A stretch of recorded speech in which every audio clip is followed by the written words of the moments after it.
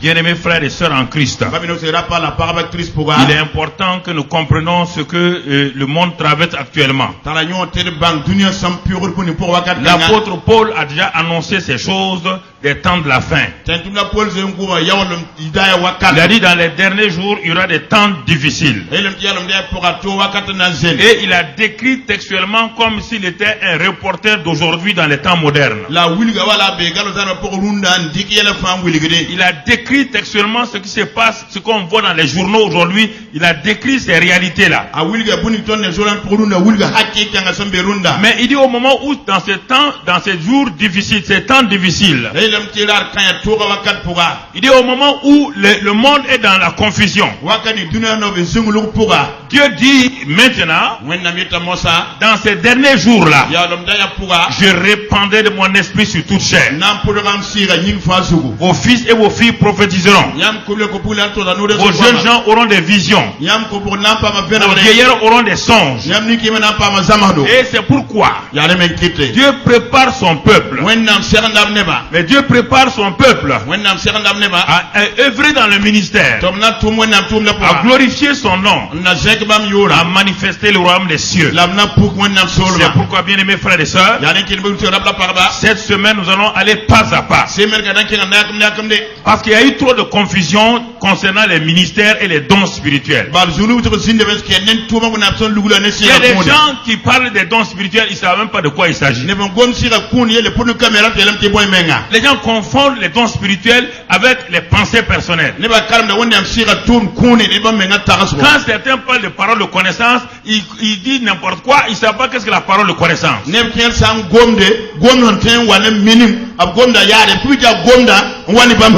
confondent la parole de sagesse et la parole de connaissance. Ils confondent le discernement des esprits avec les critiques. Les ministères sont surnaturels et les dons spirituels sont surnaturels. Les ministères sont surnaturels et les dons spirituels sont surnaturels. Ce n'est pas dans une école qu'on donne cela. Aucun homme, aucun professeur, aucun docteur ne peut dire à quelqu'un que tu es ministre, que tu es pasteur ou prophète. Personne ne peut désirer être pasteur. La Bible dit que c'est impossible. Et beaucoup de gens disent, bon, moi je vais être pasteur, ils deviennent pasteurs. Non. Beaucoup de gens disent, je vais être prophète, ils deviennent prophètes. Non. C'est pourquoi nous avons la confusion. Les ministères et les dons sont en relation avec Dieu lui-même souverainement. Personne ne peut aspirer, on peut aspirer à être évêque, à être surveillant. Ça c'est la Bible dit. On peut aspirer à des dons spirituels, mais on ne peut pas aspirer à pasteur, ni évangéliste, ni docteur, ni rien. On ne peut pas aspirer, on ne peut pas désirer. Lisez votre Bible et vous allez le savoir. Faut pas raconter autre chose, hein. Faut tout le ramène les évêques wal surveillant la bumbato la patin tout le monde date pasteur wal norensa lui a on a se rencontrer carrément on a se la li bumbato. Je ne peux pas aller prier, je vais devenir pasteur. Non. Je ne peux pas aller jeûner pour être prophète. Non. Les gens n'ouvrent pas la Bible. Ils lisent n'importe quoi sauf la Bible. C'est pourquoi il y a trop de confusion. Parce qu'ils sont pas. Est-ce que quelqu'un se lève quand on dit qu'on va former le gouvernement du Burkina Faso, il se lève et dit, moi je vais être ministre, je vais être ministre, je vais être ministre. Tu as déjà vu ça?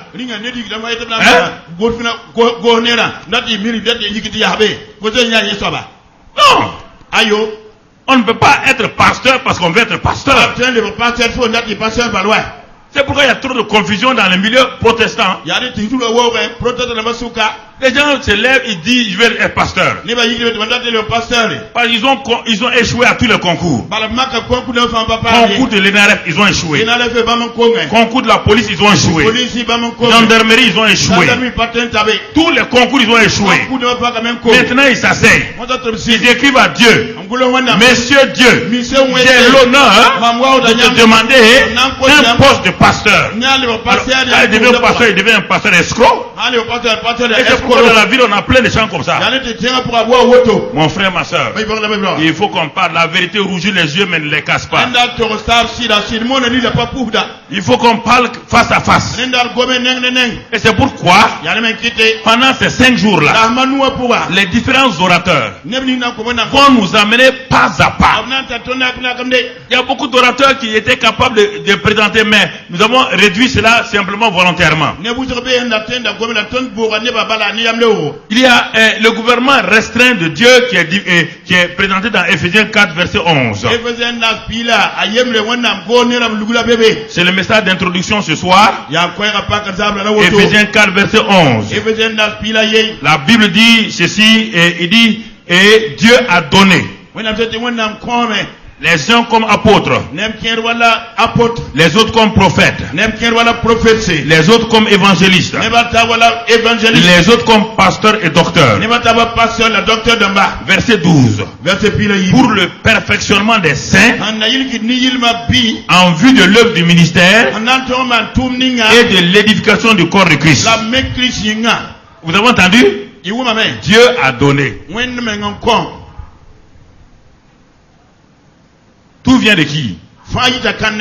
Tout vient de qui? Dieu a. Dieu a donné. Il a donné. Les uns. Le problème, c'est que certains même ont dit que ces ministères-là sont finis. Si ces 5 ministères sont finis, comment l'église est dirigée? Dieu a donné 5 ministres, un gouvernement restreint de 5 ministres pour diriger son église. Et nous disons que ces ministères-là n'existent plus aujourd'hui. C'est pourquoi à la place de ces ministères-là, nous avons inventé les comités bas, les lagangos, les conseils d'administration. Ça, c'est pas le gouvernement de Dieu. Écoutez-moi, c'est la Bible, je ne vous parle pas je ne titille personne. Dieu a donné son gouvernement.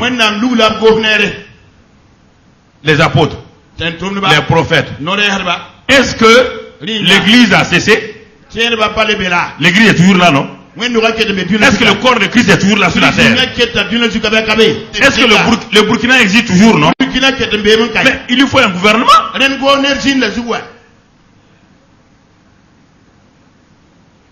L'église, c'est le corps de Christ. Comment voulez-vous que des comités et des présidents de l'église dirigent le corps de Christ? Comment ça? Expliquez-moi ça un peu. Moi, je suis président du centre. Mais je ne dirige pas le centre. Je suis tout le temps de côté. Je demande à savoir qu'est-ce que Dieu veut. Ce qu'il me dit, si ça ne me plaît pas, je me mets à genoux. Dieu, voilà les 5 ministères. Les autres ministères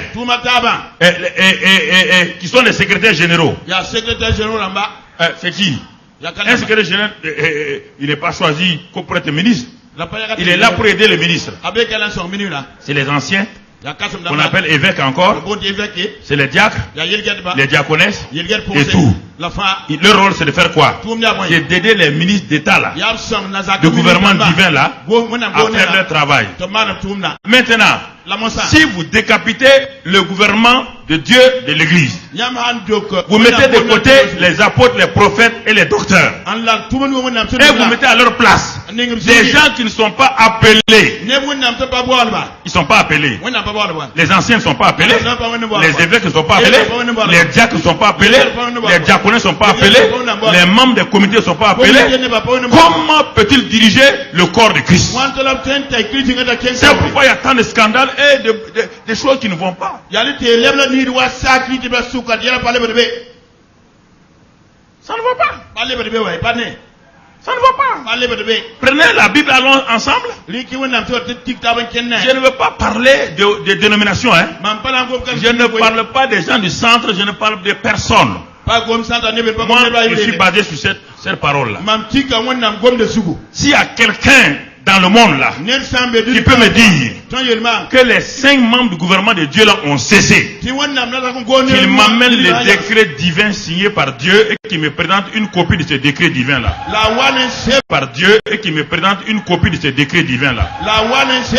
Je ne demande pas si vous êtes content ou pas, frère. Quand moi je parle là, quand Papa Karambri parle, il vaut mieux que tu sois content, sinon je vais te doser. Ok.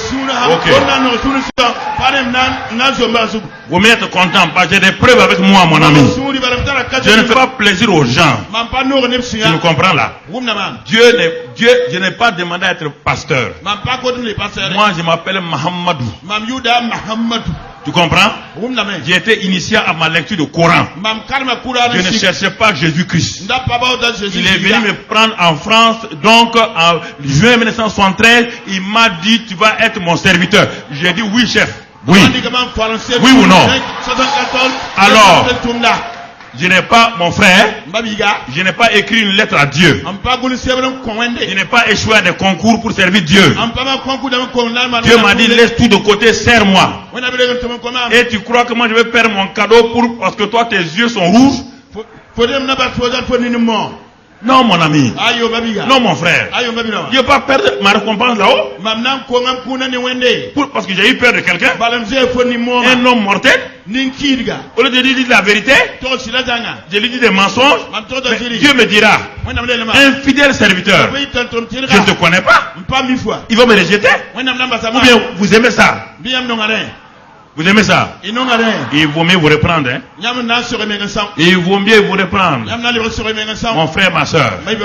C'est important que vous compreniez. Ce n'est pas une affaire de dénomination. C'est une affaire de la parole de Dieu. Si tu as la parole de Dieu différente de ce que je dis là, il n'y a pas de problème. Moi j'abandonne et tu viens prendre ma place. Mais si tu n'as pas ça, il vaut mieux m'écouter. Écoute-moi. Je ne suis pas venu pour condamner quelqu'un. Il dit Dieu a donné. Alors, si Dieu a donné, si toi tu dis que ça ne marche pas, donne-moi le verset où Dieu a repris. Dieu a donné, il n'a pas repris encore. Ou bien, il a repris. Bon, ok, ça c'est un. Allons, 1 Corinthiens 12. 1 Corinthiens 12. Il a donné, on va voir un autre mot encore. 1 Corinthiens 12. Et au verset 28. Il dit, et Dieu a établi dans l'église. Vous entendez? Là-bas on dit Dieu a donné, ça veut dire que ce sont des dons. Le deuxième vers maintenant, Dieu a établi, il a établi.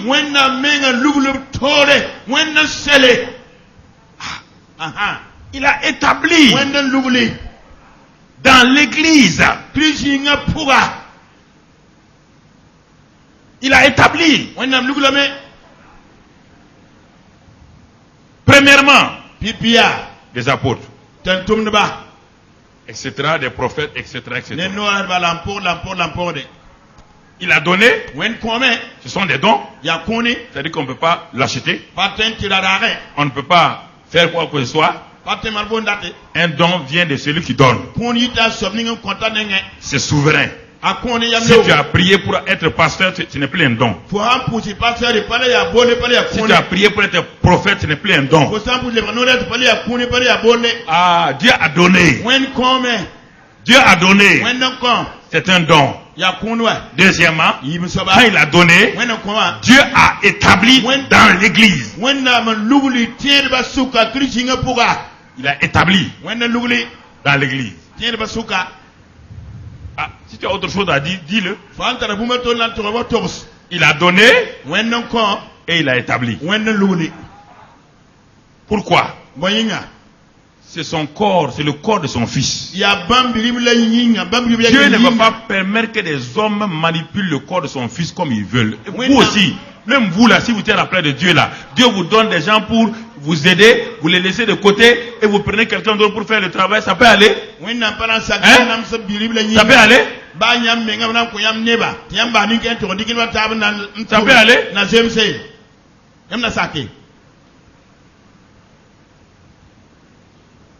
Ça ne peut pas aller.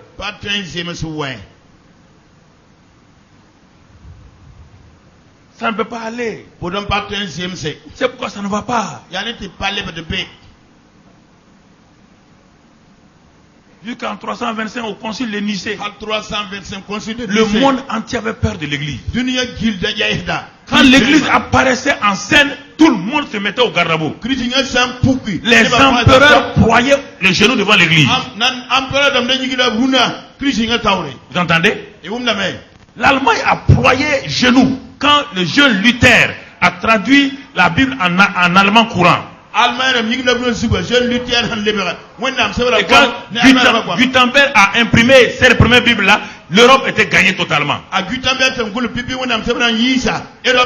faut lire l'histoire de l'Église et l'histoire du monde. Tu vas voir que tout le monde était païen. C'est lorsque la Bible a été traduite que l'Europe est partie. Tout leur paganisme, les Celtes qui adoraient, tout ce qu'ils avaient là, c'est en ce moment que ça a changé.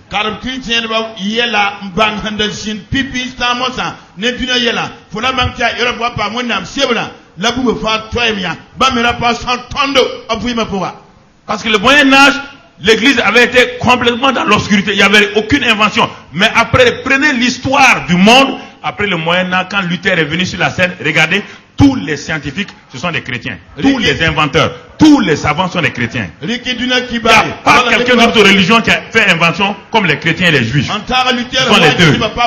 Je vous défie. Regardez dans tous les documents du monde entier.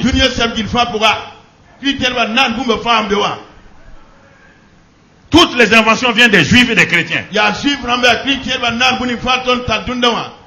Tout. Les droits humains que les gens se vendent aujourd'hui, les droits humains, c'est les chrétiens. Les syndicats, c'est les chrétiens. Tout. Pourquoi? Parce que le Saint-Esprit a saisi les gens. Le Saint-Esprit a béni les gens. Leur intelligence a totalement changé. Et brusquement, comme ils étaient connectés avec le Saint-Esprit, le Saint-Esprit tout de suite leur a donné une intelligence et une sagesse exceptionnelle. Sur le plan scientifique, ils ont bouleversé le monde. Les frères Wright ont inventé l'avion. C'est les filles d'un pasteur, les deux filles d'un pasteur. Tous ceux qui ont... Je peux vous donner... Allez-y, c'est des chrétiens qui sont nés de nouveau. La pénicilline, tous ces parents-là, ce sont tous des chrétiens.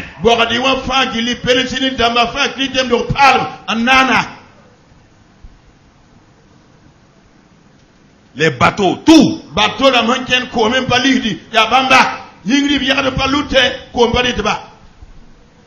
Pourquoi? Quand l'intelligence spirituelle de Dieu vient quelque part et se connecte avec l'intelligence humaine, le coefficient intellectuel explose. Quelque chose d'extraordinaire se passe dans la vie des gens. C'est ça que les gens ne comprennent pas. Si les gens comprenaient cela, les premiers 8 pasteurs, donc, on a l'institut Louis Pasteur partout aujourd'hui. Tous ceux qui en parlent là, tous ceux qui en parlent, ils ne savent pas d'où Louis Pasteur vient. Il n'a jamais fait une première, même pas une première scientifique. Moi j'ai lu tout cela exprès. Louis Pasteur là, c'est pas un savant. Il n'a même pas fait la première. Dieu lui a donné, quand il voyait que les gens mouraient de cette maladie là, des morceaux de chiens et tout, Dieu lui a donné ça. Il a cherché 2 scientifiques. Et ils ont fait une culture. Il a fait une culture. Et c'est là-bas que son premier vaccin est sorti. Mais quand les scientifiques parlent aujourd'hui, ils enlèvent l'aspect de Dieu là, ils laissent l'aspect science. Est-ce qu'il y a science sans Dieu? Il y a plein de choses que même les chrétiens, les scientifiques chrétiens ne savent pas. Ils se laissent diriger par des athées au lieu d'être des gens qui impactent les athées.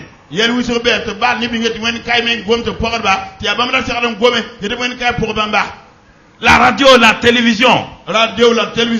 Allez-y faire votre enquête. Le télégraphe, le téléphone. Allez-y faire votre enquête.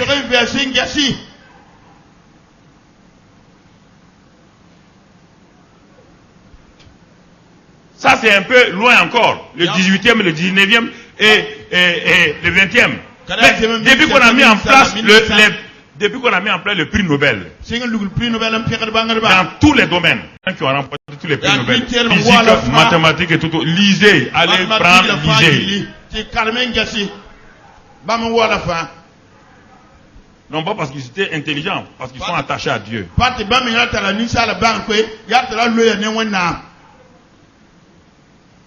Ils sont attachés à Dieu.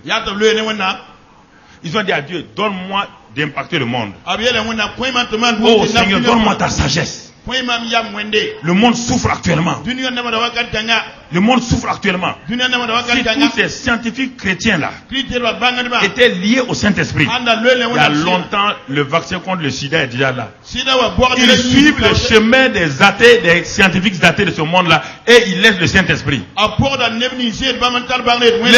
Les plus grands médecins, les plus grands chirurgiens, allez-y prendre leur cursus. Ce sont des chrétiens nés de nouveau, qui ont demandé à Dieu, donne-moi d'impacter ma génération. Donne-moi de ne pas mourir comme un numéro matricule. Donne-moi de ne pas mourir comme un simple médecin. De ne pas mourir comme un simple ingénieur. Je ne veux pas mourir comme un simple scientifique. Je veux impacter ce monde-là. Dans tous les domaines, ils ont commencé à impacter le monde. Ils ont mis en place beaucoup de choses. Et le monde a été impacté. Voici la raison du Saint-Esprit. Le Saint-Esprit n'a pas donné pour effrayer les gens, pour faire du cinéma. Il s'appelle l'esprit de vie, l'esprit de sagesse, l'esprit de révélation, l'esprit de grâce. Il s'appelle ainsi, frères et sœurs. Mon ami, mon frère, je peux te parler de mon propre témoignage. Dès que le Saint-Esprit rentre dans ma vie, je n'ai plus échoué dans ma vie. Les révélations ont commencé à venir comme ça, une à une. Les révélations, Dieu m'a dit, tu vas impacter le monde. Dieu m'a dit 10 ans avant, tu vas voir dans le monde. Dieu a commencé à me parler, comment je vais te donner les choses. La télévision Impact TV qui était là, c'est en 80 que Dieu m'a donné ça à Koulougou. Vous entendez? Impact TV ne vient pas mettre ça en 80 à Koulougou, à la villa numéro 5 de la cité Voltex.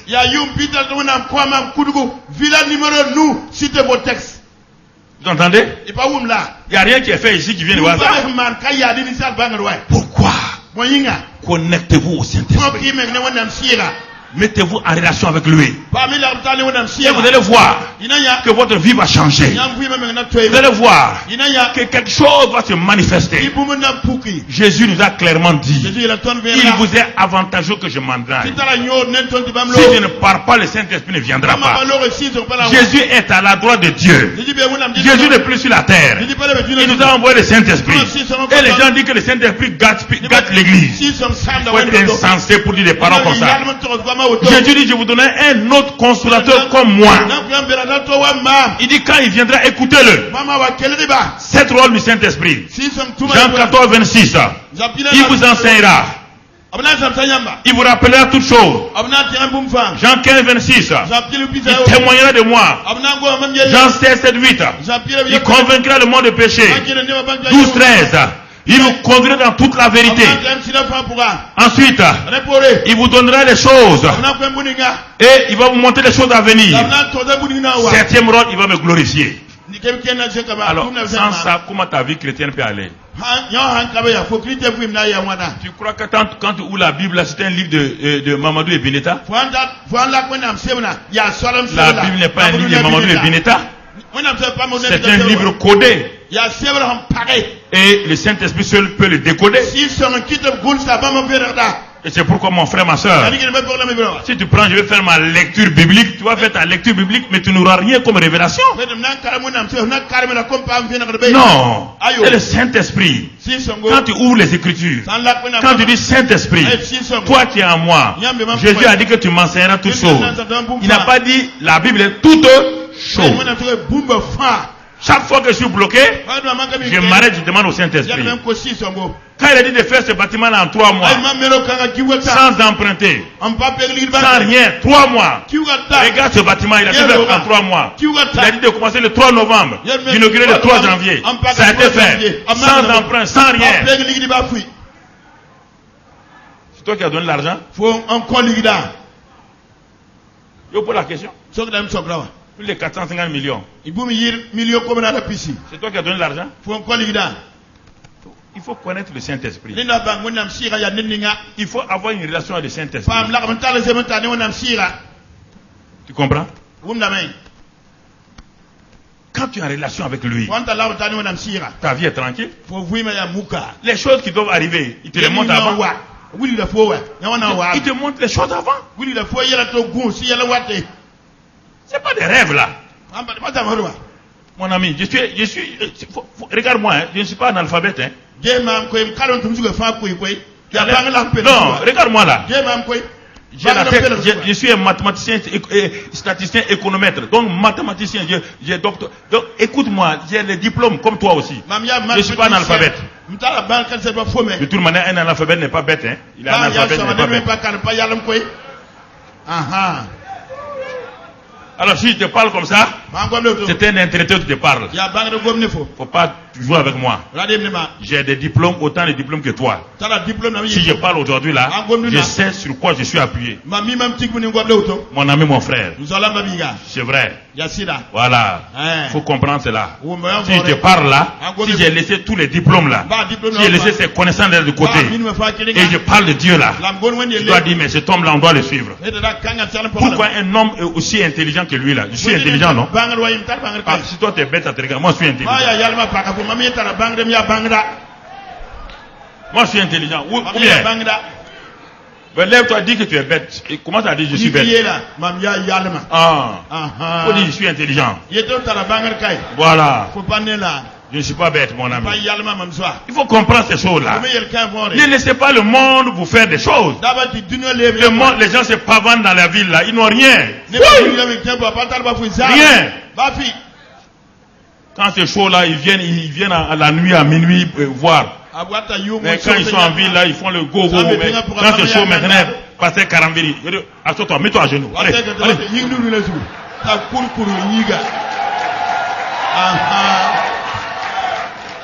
Non, non, ils suivent, ils sont assis dans leur salon, ils suivent.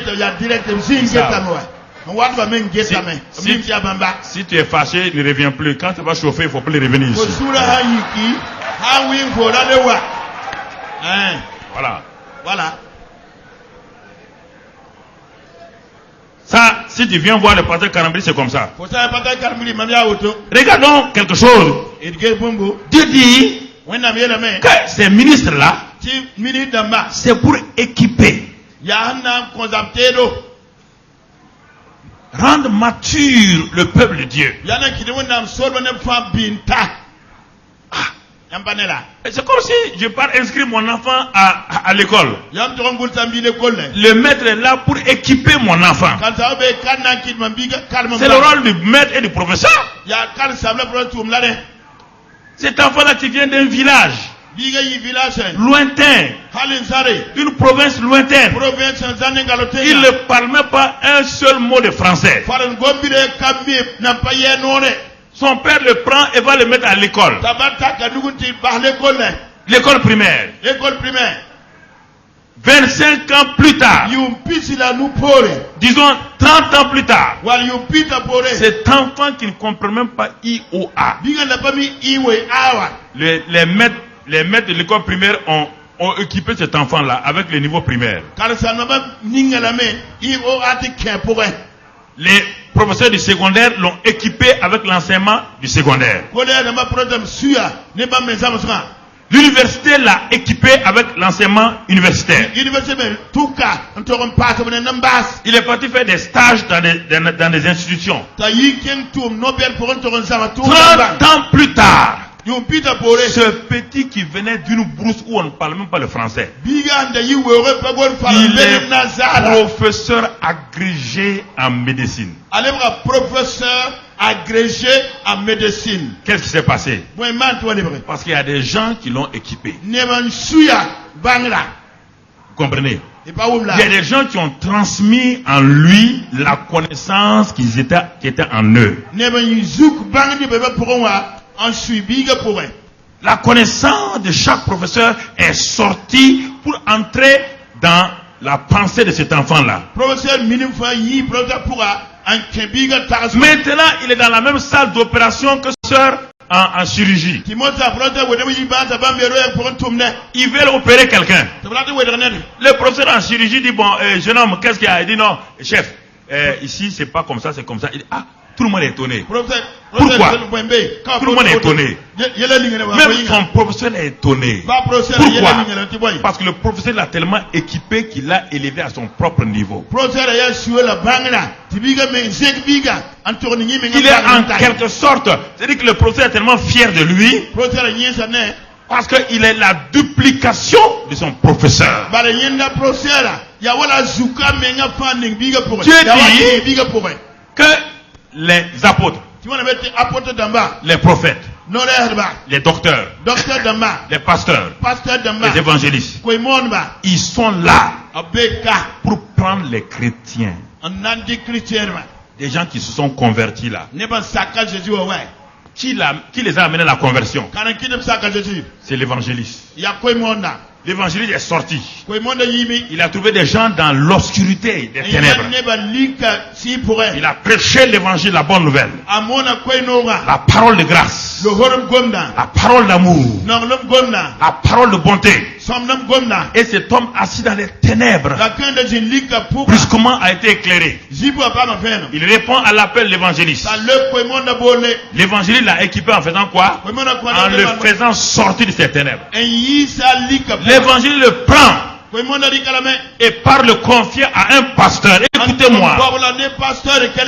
Pas à un diacre. Pas un ancien. À un pasteur. Le pasteur, en prenant ce nouveau bébé-là, il a l'amour. Il sait comment entretenir les enfants. Parce que tout est en lui amour. Il est patient avec ce bébé. Il lave le bébé. Il le purifie. Il le nourrit. Quand il pleure, il veille. Quand il est malade, il fait tout pour le soigner. Donc l'évangéliste lui a donné la vie. Mais il va mourir s'il n'y a personne pour l'entretenir. C'est pourquoi le pasteur dit, je suis une maman. Amène-moi le bébé là. Je sais comment toi tu es sage-femme, tu fais accoucher les enfants. Amène-moi, je suis une maman. Et le pasteur met dans cet enfant là l'amour, la discipline. Lui donne la nourriture qu'il faut. Et l'enfant commence à marcher, à sauter partout. Il a beaucoup de connaissances en lui, mais qu'il ne peut pas développer. Le docteur apparaît. Le docteur dit au pasteur, et ton petit là, je vois qu'il a un avenir, mais il a besoin de quelques d'éléments principaux. Moi, j'ai la révélation. Donc, le pasteur passe cet enfant à ce docteur-là. Le docteur fait asseoir l'enfant. Il dit, pour faire ça, la table de multiplication, c'est ça. La surface du carré, c'est ça. Les tables de multiplication, ça va te servir un jour. Si tu ne connais pas ça, tu ne pourras pas calculer. L'enfant n'est pas content. Mais le docteur passe son temps à l'équiper. La connaissance de cet enfant l'a grandi. Ça grandit. Et il est maintenant bien. Il y a les deux qui vont venir. Le prophète va apparaître dans sa vie. Le prophète, lui, a des paroles puissantes. Il a des révélations. Lui dit, ce que le docteur t'a dit, c'est bien. Mais tu ne peux opérer avec ça. Si je n'ajoute pas la dynamique, ce que le docteur t'a donné c'est la statique. Moi je vais te donner la dynamique. Et le docteur commence à l'enseigner. Le prophète commence à lui parler de la part des grandes révélations. La 4e dimension. Et il lui parle. Et maintenant, quand tout ça est fini, le prophète le confie à l'apôtre.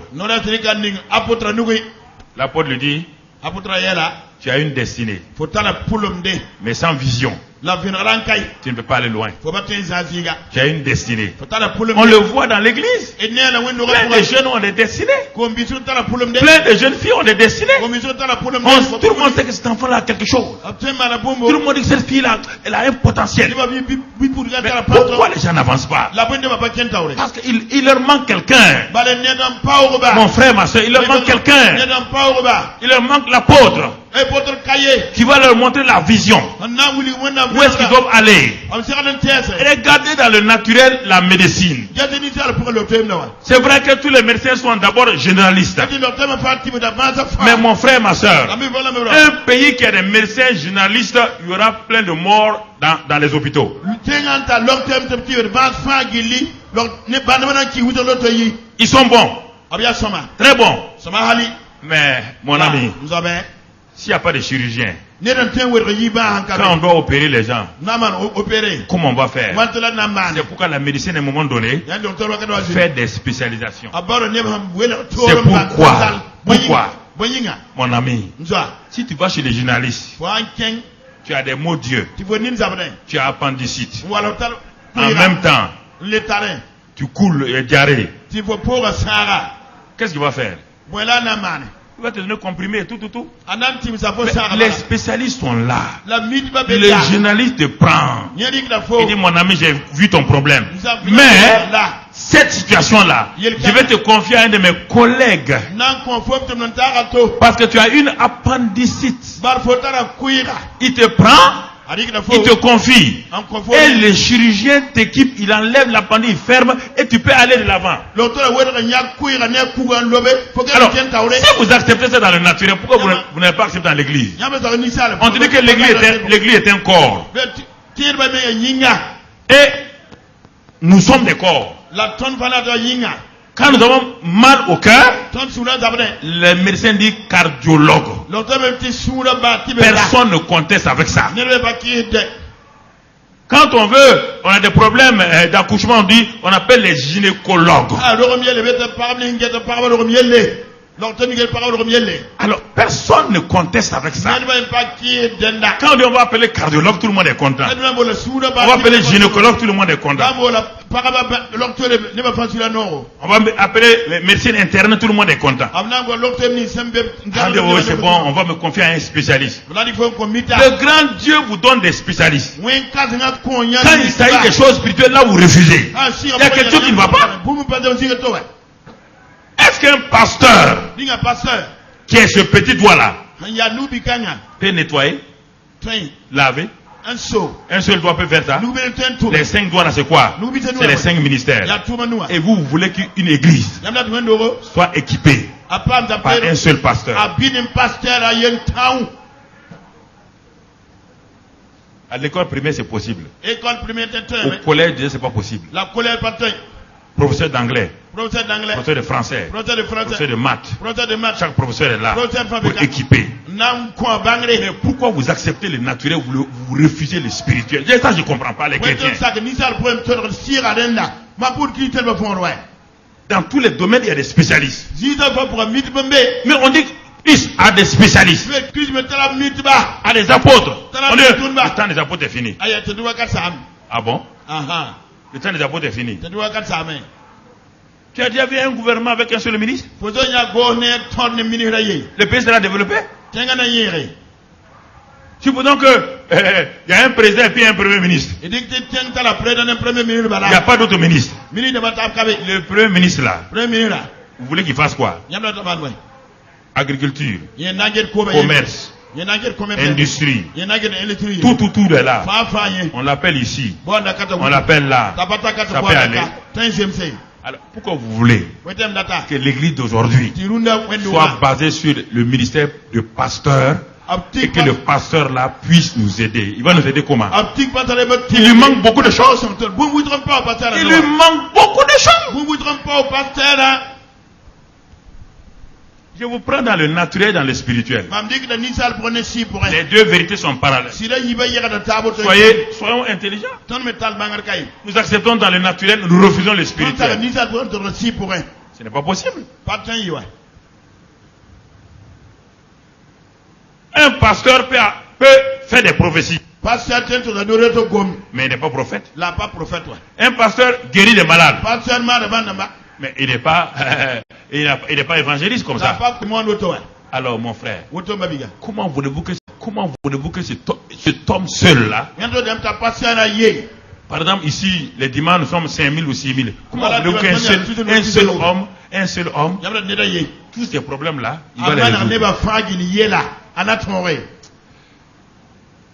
Donc, arrêtez de dire que le temps des miracles est fini, le temps des ministères est fini, le temps de ceci est fini, et allez-y à l'hôpital, cherchez tous les spécialistes, laissez les généralistes. Allez-y demain à l'hôpital, mettez à la retraite tous les spécialistes. Tu vas comprendre.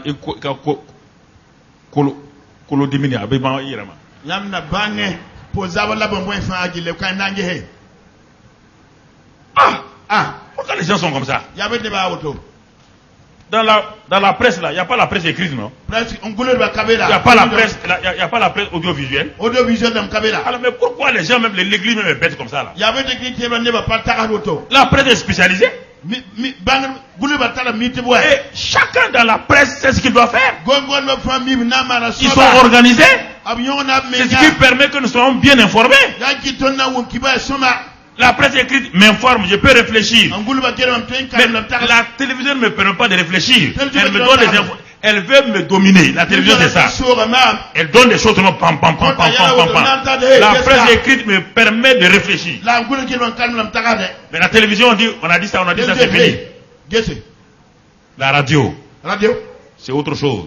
Aujourd'hui, il y a Internet. Il y a beaucoup d'internautes qui doivent être internés. C'est ça. Non, c'est le message d'ouverture. Je veux que vous réfléchissiez un peu. Et vous avez capté tous ces mensonges-là pour prendre l'église en otage, remettre ça entre les mains d'un seul pasteur.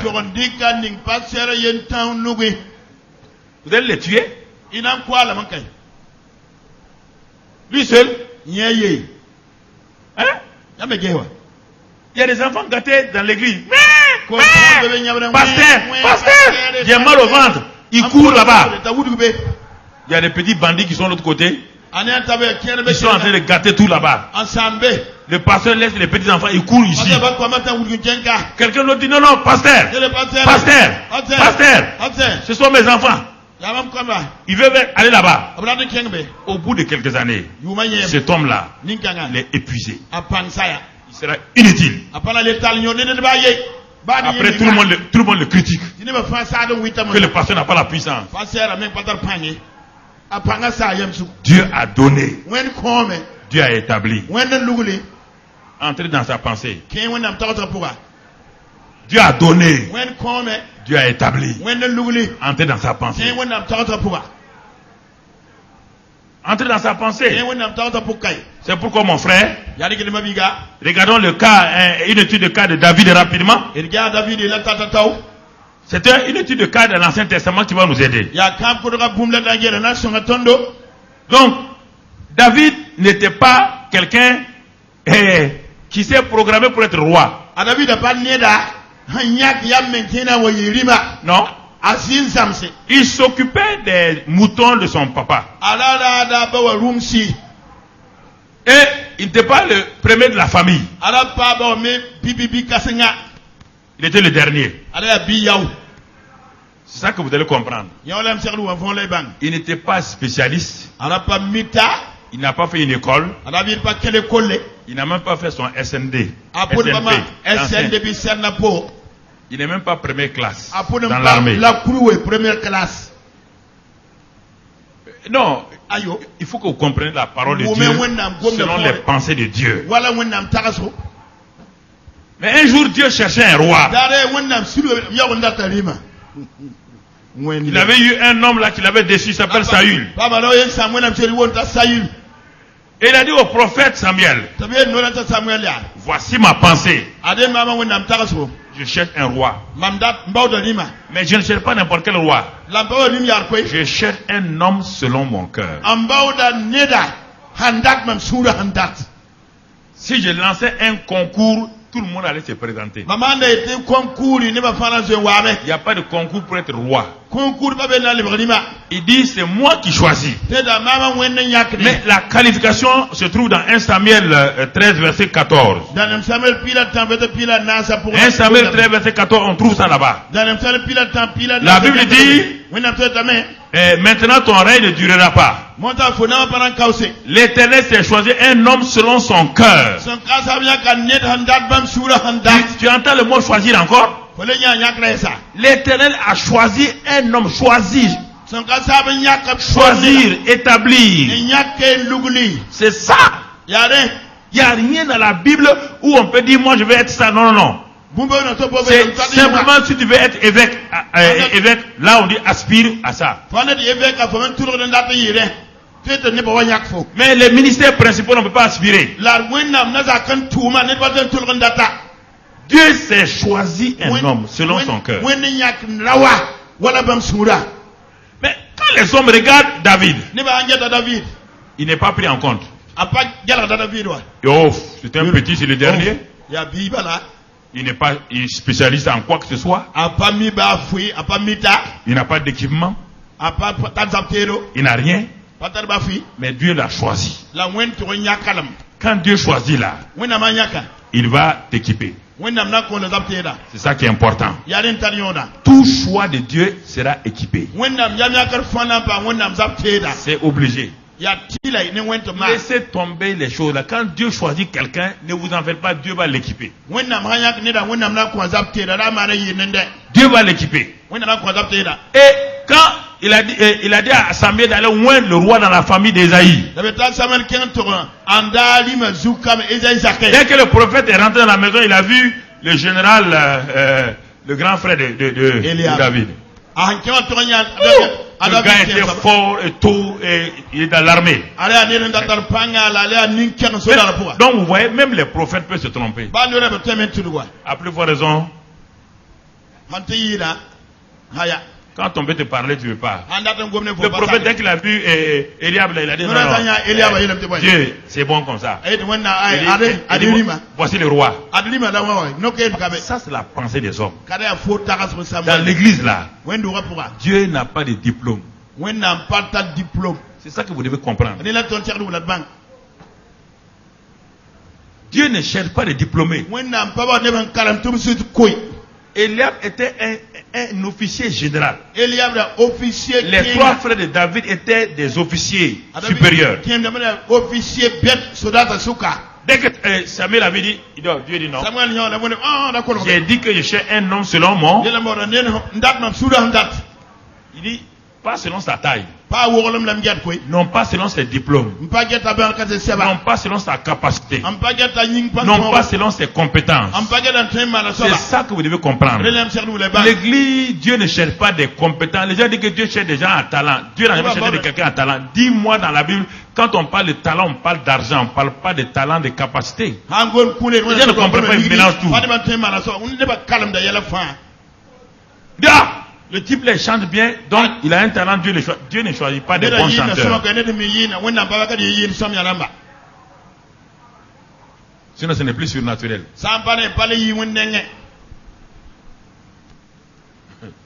Vous devez comprendre ça. Tout le temps l'erreur des gens. C'est bien, cet enfant peut aller à l'école biblique. Il est en train de le sacrifier dans les mains de Satan. Toute personne d'une église qui a été pris pour être envoyée à l'école biblique sans appel de Dieu, Satan le croque, c'est un petit pain pour Satan.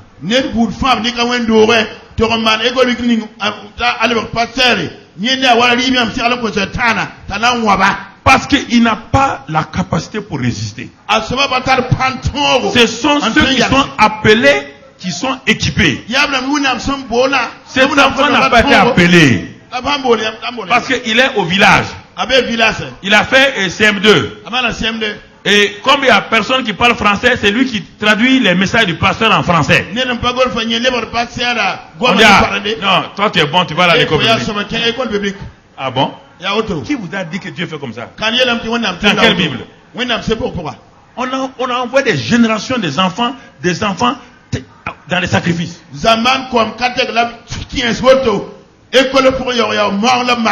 Vous croyez parce que quelqu'un sait lire et écrire, il faut l'envoyer à l'école biblique? Est-ce qu'on a dit que l'école biblique forme des pasteurs? Qui vous a dit ça? L'école biblique forme des biblicains, pas des pasteurs. C'est appelé. Vous allez former un pasteur à faire quoi? Quelle est l'école biblique qui forme un pasteur à savoir quel est le problème de cette femme-là? Quelle est l'école biblique? Dis-moi quelle école biblique.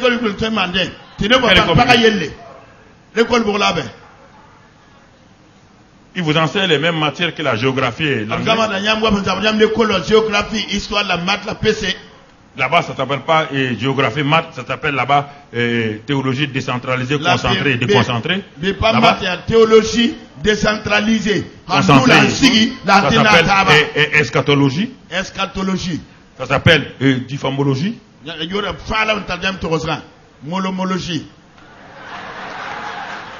Non, nous avons tous des écoles bibliques. Mais on donne ça aux gens quand ils sortent là, vous voyez là, il fait le contraire. Même un simple chrétien, il est mieux que ce pasteur qui a un diplôme. Et les gens sont dit, un pasteur ne fait pas ça. Il n'est pas pasteur? Il n'est pas pasteur? Non! Il n'a pas été appelé. Dans son cahier, écoutez-moi, je vais vous dire, dans son cahier, au ciel, dans son cahier au ciel, il n'y a rien d'écrit, rien. Parce que tous ceux qui sont appelés ont un cahier, le cahier des œuvres. Si vous ne savez pas ça, quand il va aller au ciel là, quand Dieu va ouvrir, il n'a que le salut seulement comme cadeau. Vous avez envoyé quelqu'un à l'abattoir. Il n'est pas connu du ciel. Il n'est pas connu du ciel. Il n'est pas connu du ciel. Ou bien, il n'est pas connu du ciel. David. Quand on a dit d'amener les gens, on a amené tout le monde. Samuel a dit, il n'y a plus quelqu'un d'autre. Ceux qui ne sont pas qualifiés là, ils doivent crier gloire à Dieu. Est-ce que vous êtes là, vous criez à gloire à Dieu? Misérable. Pardonnez-moi. Parce que vous comptez sur votre capacité pour que vous n'avez pas crié. Tout le monde devait crier. Qui est qualifié ici pour être servi Dieu? Quoi? Hein? Qui est qualifié ici pour servir Dieu? Quand il dit des choses comme ça, tout le monde va crier. Professeur, tu es qualifié pour servir Dieu?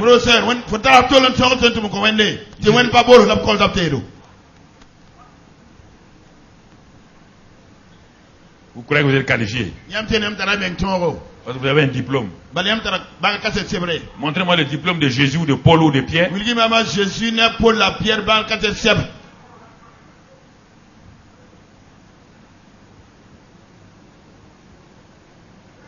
Tous ceux qui étaient qualifiés là, Dieu les a balayés. Dieu dit, dit au papa là, il y a quelqu'un qui est là. C'est lui que je cherche. Le papa dit, le petit là, il vaut rien, il peut rien faire. Il n'est pas qualifié. La seule chose, il est berger. J'ai essayé de tirer quelque chose de lui, je n'ai pas pu. J'ai voulu l'envoyer dans l'armée, il ne peut pas servir.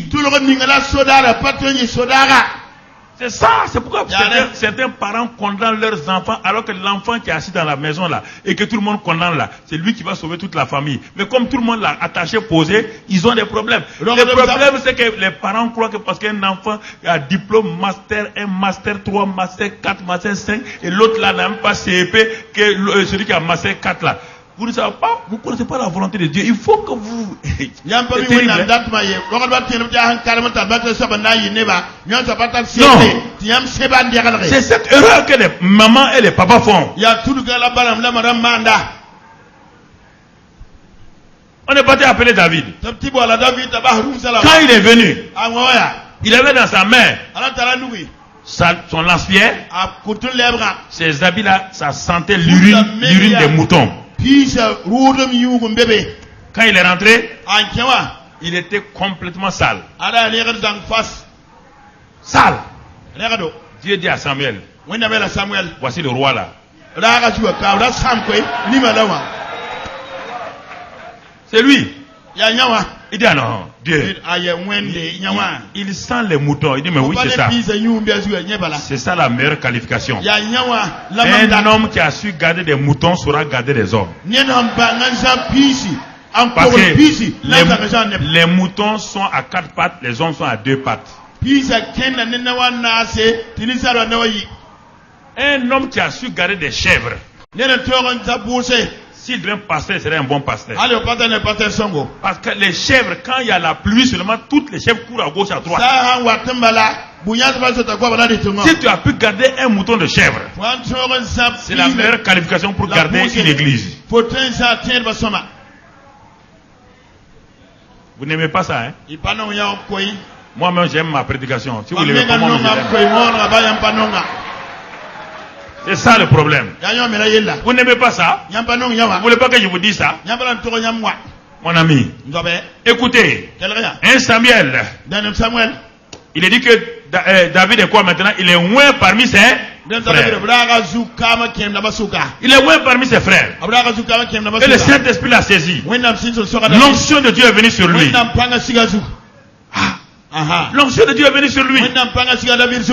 Premièrement, cette onction a commencé à faire quoi? Quand le roi Saül avait des démons, l'onction qui était sur David là, on amenait David. Quand David jouait simplement la musique, l'onction qui est sur lui partait sur les démons de Saül. Les démons partaient. Les gens ont commencé à dire, mais le petit là a quelque chose, hein? On dit, mais attendez d'abord. Ça, c'est l'onction qui détruit les œuvres des ténèbres.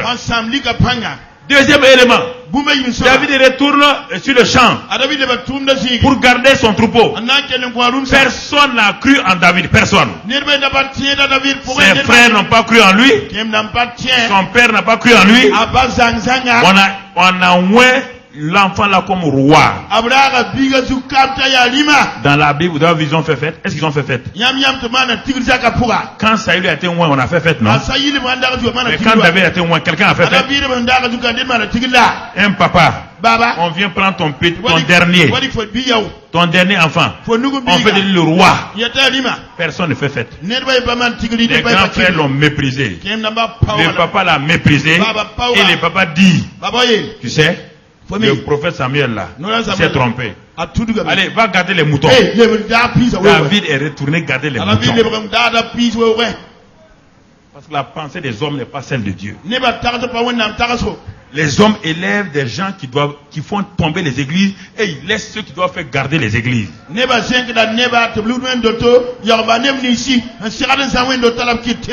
ce pasteur-là te plaît, par sa manière de parler te plaît, alors que s'il n'est pas le pasteur, c'est l'autre qui te plaît pas là, c'est lui.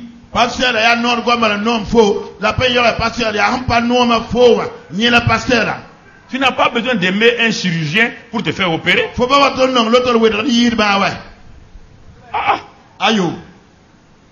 vais me faire opérer. Il y a un seul chirurgien dans la ville. C'est mon voisin, moi je ne l'aime pas. Si tu ne l'aimes pas, tu vas mourir.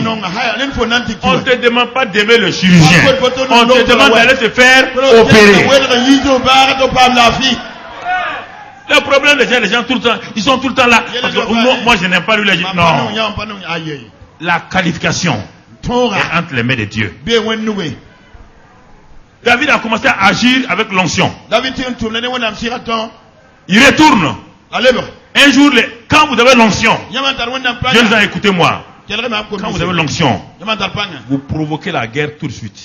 Pendant des années, aucun lion, aucun ours n'a attaqué le troupeau de David. Dès qu'il est loin, il s'en va en brousse. Un lion se présente. Un ours se présente.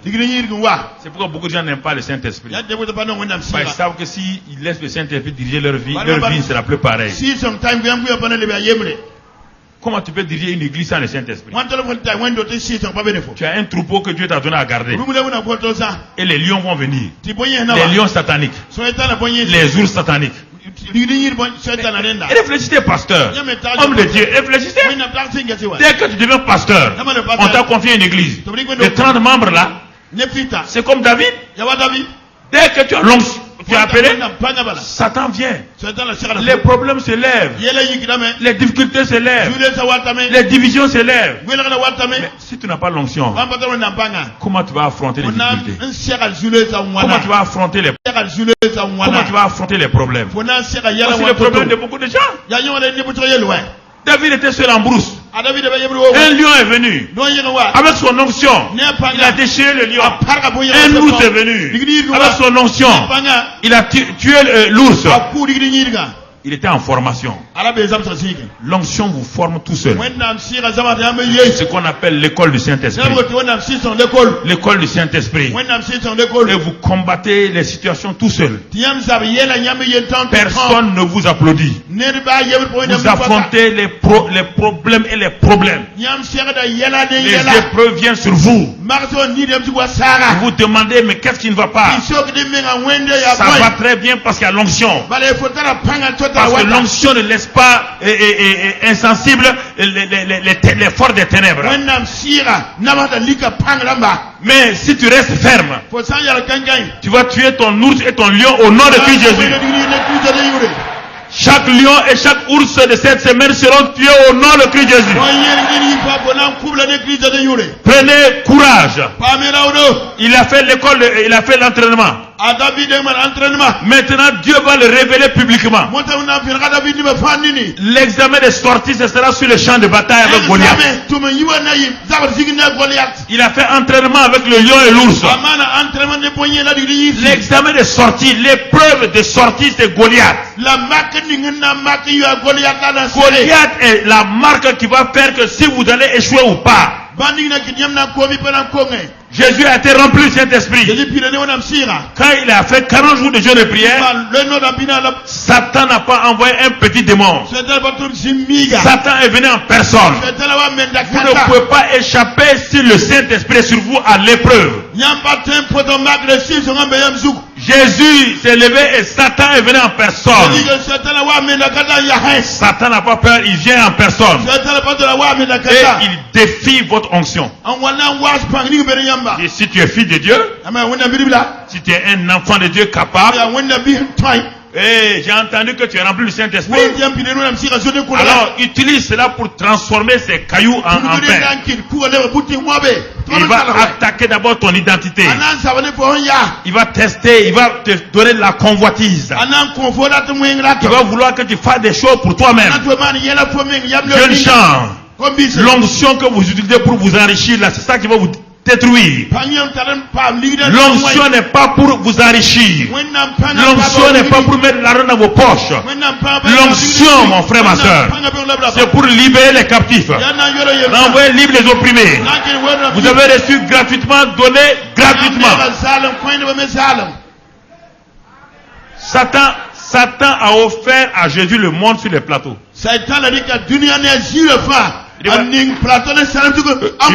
Je te donne le monde. C'est pour toi. Regarde.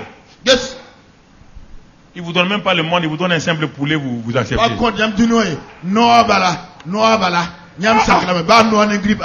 Un simple poulet. Une vieille femme vient, et mon fils, il faut prier pour moi. Maman, qu'est-ce que tu as? J'ai un mot de ventre. La pauvre vieille, c'est son seul poulet. Toi tu pries, tu dis mon fils, tiens le poulet là, et toi tu prends, tu vas manger ça. Tu vas vomir ça, tu vas vomir ça là. Tu devais enlever l'argent, ajouter à la maman. Ça c'est quelle onction? L'onction d'enrichissement illicite. Ça c'est l'onction d'enrichissement illicite. C'est pas normal.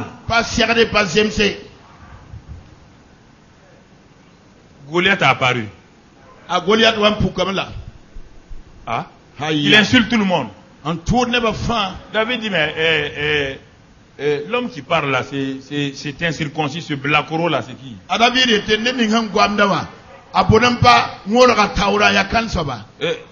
Il s'appelle qui? On dit, ah bon? Tu connais pas son nom? Il s'appelle Goliath de Gath. Bon, David dit, ok, très bien, très bien. Bon, j'ai compris. Il s'appelle Goliath. Il dit, ok, bon, je pose une question. Qu'est-ce qu'on va donner à celui qui va tuer cet incirconcis-là? Qu'est-ce qu'on va lui donner? C'est pour David déjà, Goliath était quoi? Bon. Goliath n'était pas un problème. Goliath était déjà un cadavre.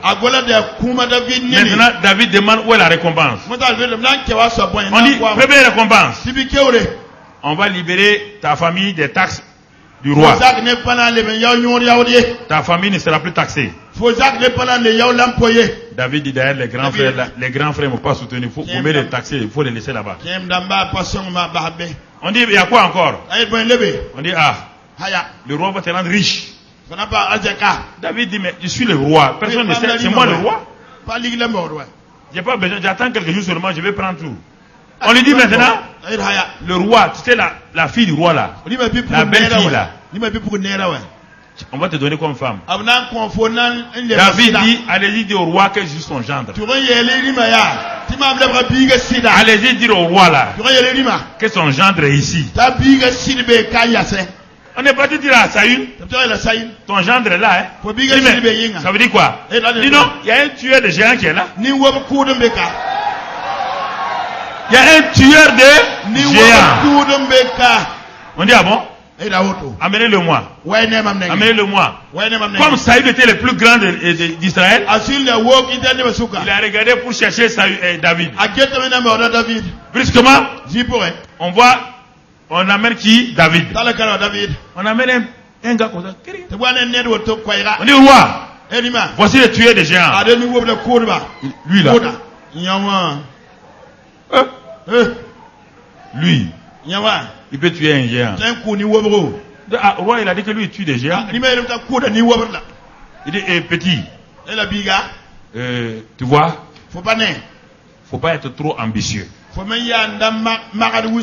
Parce que vous, les jeunes d'aujourd'hui là, il y a un peu d'orgueil dans vos cœurs. Et dans l'armée là, tu es sergent-chef. David dit non, je ne suis même pas SNP. Est-ce que tu fais partie du BAPIR? BAPIR, bataillon d'intervention rapide. Il dit non. Mais comment tu vas tuer les géants là? Tu es marié? Il dit non. Mais je suis déjà marié à ta fille. Il dit mais, jeune homme, tu vois, on n'est pas en train de s'amuser. Ici c'est la guerre. Est-ce qu'on t'a dit qu'est-ce que la guerre? Il dit oui, je sais. Il dit roi, attends. J'ai déjà tué avec ses mains là un lion et un ours. Hey petit. Le mensonge amène les gens en enfer. Hein. Toi tu as déjà tué, et tu veux dire tu as tué un chien sauvage ou bien un lion. Il dit lion. Tu as tué un ours. Vrai là. Tu sais que l'ours est plus fort que 10 hommes. Et quand l'ours envoie sa patte, tu es parti. David dit, je l'ai attrapé. Alléluia. Quels sont les tueurs de géants ici? Alléluia. Cette semaine, vous serez équipés pour être des tueurs de géants. Aucun géant ne va vous échapper. Aucun ours va vous échapper. Aucun lion va vous échapper. Restez fermes, jeunes gens. C'est moi qui vous le dis, c'est clair et c'est net. On dit, ah bon, ok, bon, si c'est ça, on va l'habiller. On l'a habillé avec les habits de Saül. Quand David a voulu bouger, David dit non. Ça, c'est pas pour moi. Ça, c'est pas pour moi, c'est trop fort. Il a dit, mais il a enlevé les habits de Saül posés. Qu'est-ce qu'il a fait? Il a pris son lance-pierre. Il a pris 5 cailloux. On dit, mais pourquoi tu prends 5 cailloux? Ah, vous savez pas? Il y a des chrétiens qui ne savent pas ici. J'ai pris 5 cailloux. Ça représente qu'il y a 5 géants. Et Goliath a 4 frères. Vous ne le savez pas? Ce sont les soldats de David qui vont tuer les 4 autres frères de Goliath. J'ai pris 5 cailloux pour dire, moi je vais tuer Goliath. Les soldats vont tuer les frères de Goliath. J'ai pris mon lance-pierre. Il dit, où est ton épée? Il dit, l'épée de Goliath là. C'est ça que je vais prendre pour couper ta tête.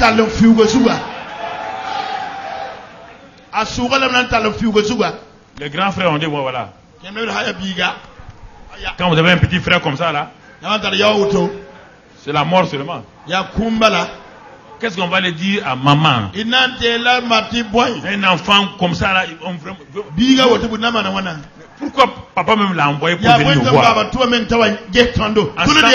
ce temps, David ne regarde même pas. David est en train de s'échauffer. Il a mis un caillou dans son lance-pierre.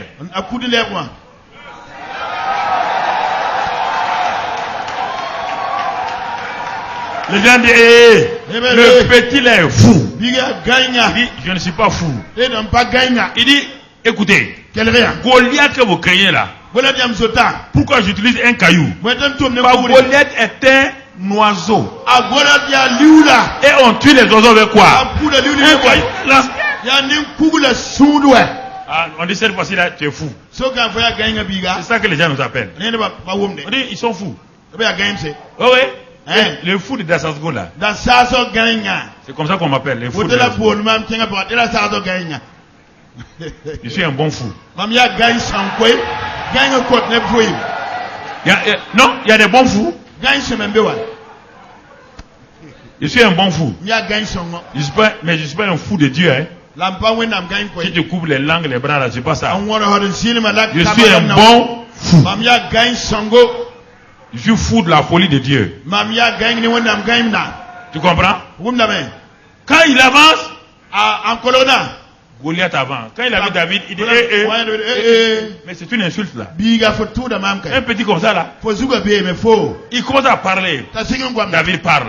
Il parle. David parle. Il parle. David parle. Il ne faut pas se taire. Vous vous taisez devant Satan, c'est pourquoi il vous dévore. La victoire est dans votre bouche. La victoire est dans votre bouche. Non, que moi je parle pas beaucoup. On te demande pas de parler beaucoup. Quand Satan parle, tu dois parler. On te demande pas si tu parles beaucoup ou pas. Tu dois pas fermer ta bouche. David dit que je vais te tuer. Goliath dit, moi je vais te livrer aussi. La guerre des paroles. Et David a gagné la guerre. Quand David a frappé Goliath, parce qu'il a frappé avec l'onction du Saint-Esprit. Un simple caillou ne peut pas tuer quelqu'un. L'onction du Saint-Esprit avec la plus petite arme est terrible plus qu'une bombe. C'est ça que vous devez comprendre. Ce qu'il vous faut dans votre vie, c'est cette onction, ce revêtement. C'est cette puissance que vous devez avoir. Les démons vont trembler devant vous. Satan va trembler devant vous. Comprenez mon frère, ma soeur. C'est ça qu'il vous faut. Et quand il a lancé Goliath, quand il a reçu le caillou, il a balancé. Il est allé en arrière. Les Philistins disent, notre champion se prépare. Il est en train de se préparer. Voilà, il va foncer bientôt. Et à un moment donné, pam!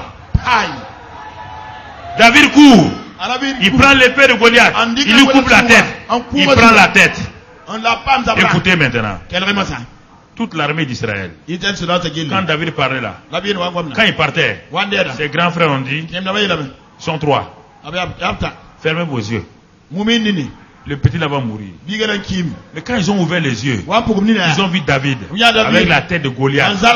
Ils ont dit, c'est notre petit frère. On vous a dit. On vous a dit. On vous a dit que le petit est fort. Le petit là. Le petit là. On vous a dit. C'est comme ça avec les hommes. Il ne faut pas les écouter. Quand vous gagnez maintenant, vous êtes leur frère. Quand vous perdez, ils ne vous connaissent pas. Ça, c'est les hommes. Ça, c'est les hommes. Et les hommes comme ça, il ne faut pas faire attention à ça. Combattez seulement le bon combat.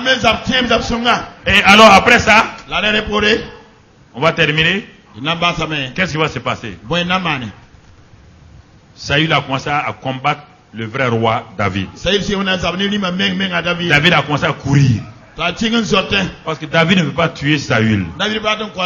Il a dit jamais. Que Dieu me garde de tuer quelqu'un. Et il est arrivé un jour dans une caverne, dans un grand trou. Ça s'appelle la caverne d'Adoulam. On trouve ça dans 1 Samuel 22. Adoulam veut dire refuge, lieu de repos. Il était là-bas et quelques personnes l'ont suivi.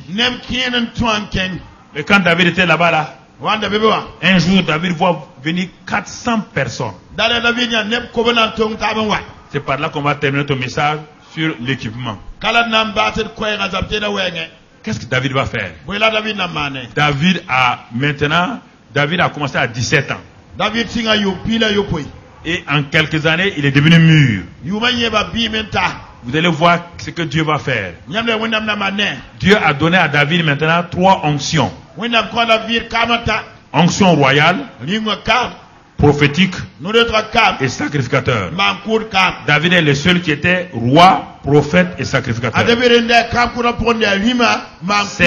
Il avait 3 ministères dans un seul. Et vous allez voir ce qu'il va faire. Un jour, David voit venir 400 personnes. 1 Samuel là, si il avait mis ça le texte là-haut, ces gens-là étaient quoi? 1 Samuel 22, verset 1. Ces hommes qui étaient venus voir David là étaient des gens qui étaient endettés.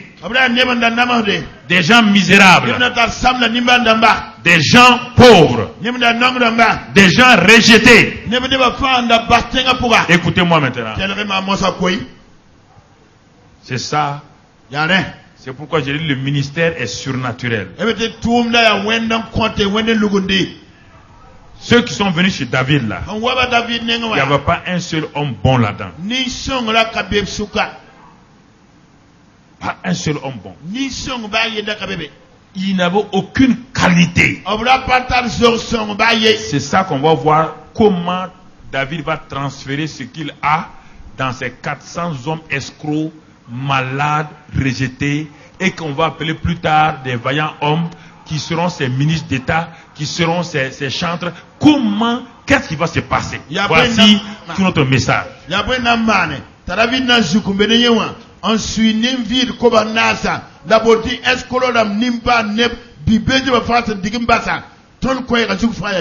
Ces 400 hommes sont venus.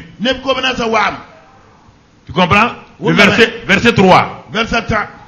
Et ceux qui ont suivi les 400 hommes là, c'est son père et sa mère. Mais les frères de David ne sont pas venus. L'armée régulière n'a pas suivi David le roi. Non. Ils sont restés avec leur ancien pasteur. Ils savaient que l'ancien pasteur Saül n'a plus l'onction. Mais ils sont habitués à lui. Il ne faut pas condamner notre pasteur. C'est vrai, il n'a pas l'onction, mais quand même, c'est un bon type. Il ne fait pas du mal à quelqu'un. C'est ça que les gens tombent. Et tu vois que ta vie spirituelle est en train de dégrader. Tu es là-bas et tu continues à dégrader. Attends.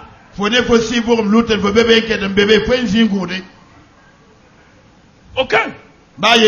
Même les frères David. Ils sont tellement habitués à Saül. Et puis ils sont jaloux. Ils savent que leur petit frère a l'onction. Mais ils ne vont pas partir. À cause de la jalousie. C'est ça qui crée des problèmes dans l'église de Christ aujourd'hui. Parfois les grands frères sont tellement jaloux de leur petit frère qu'ils ne vont même pas à leur réunion.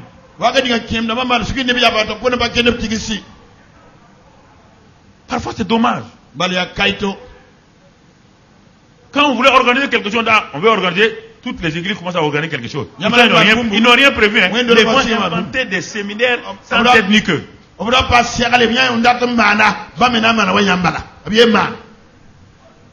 Et parfois je dis à Impact TV, faites passer leur séminaire. Faites passer. Je me renseigne, je dis, j'ai prévu une réunion depuis 3 mois. Je dis non. Nous avons commencé à prévoir la réunion là quand. Quand on a entendu qu'il y a Cisco seulement, on a dit bon, nous on va faire un séminaire. Est-ce que ce séminaire peut marcher? Parfois c'est dommage. On dit on ne va pas suivre David. Un arriviste comme ça là. Il vient d'arriver sur la scène. Qu'est-ce qu'il connaît? Comment? Nous, on était là en 1932. Lui, il a apparu en 2004. 32, 2004, ça fait combien? 2 au de 4, il reste 2. 3 au de 10, il reste combien? 2013, 3 au de 11, il reste combien? 8. Il vient d'arriver maintenant. On est là il y a longtemps. Ça fait 80 ans. Ah bon? Est-ce que c'est ça l'âge là qui fait la qualité de chez Dieu? Bon, au moins ceux qui sont rejetés là, ils ont dit bon, de toute manière, personne ne nous aime ici. Tous les escrocs et les vagabonds là, ils sont réunis. Les SDF spirituels. SDF, sans domicile fixe. On dit de parler mourir, on n'a pas de parler français. Ok, merci. Voilà. C'est moi qui dois parler français, toi tu parles mourir. Merci. Les SDF spirituels. SDF spirituel. Voilà. Dis comme ça. Mais SDF c'est français. Bon, trouve le mot mourir.